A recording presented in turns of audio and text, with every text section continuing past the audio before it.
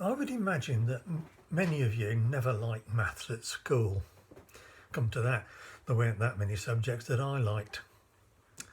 Then there came a time in my life when I had to take a pure maths course. Pure maths is theoretical and has no use at all in everyday life, as opposed to applied maths.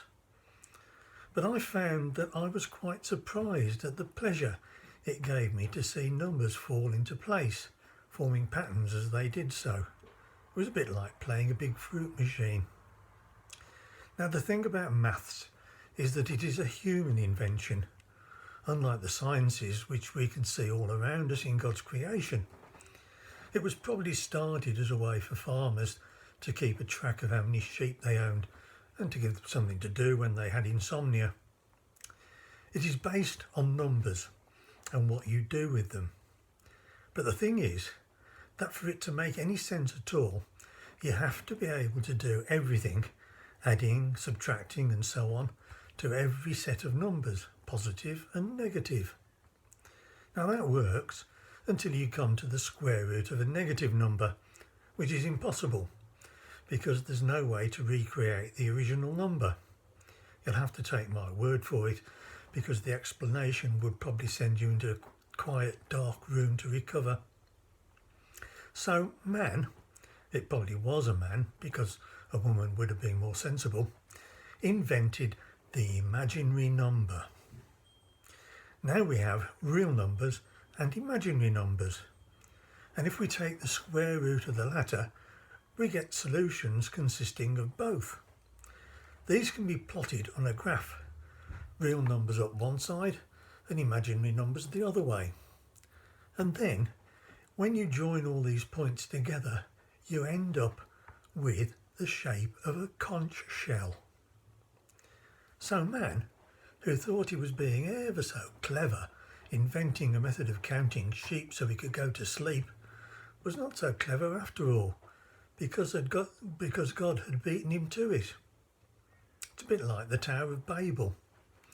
But it gets better. The shape of everything we see around us can be defined using a mathematical formula.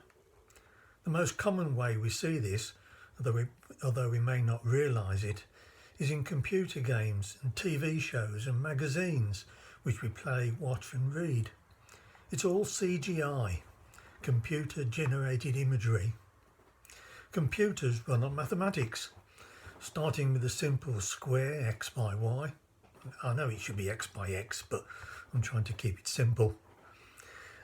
To the number series such as Fibonacci sequence, which defines the position of seeds on a sunflower seed head, through finite element analysis, which predicts the behaviour of almost everything we use today, to fractals, which give really complicated shapes like crystalline structures and the coastline of Britain.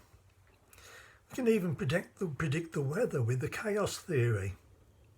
So God, as well as being a biologist, a chemist and a physician, turned out to be a mathematician as well, which is not surprising, as there has to be a basic design or a pattern which he followed, otherwise everything would end up as a bland mess.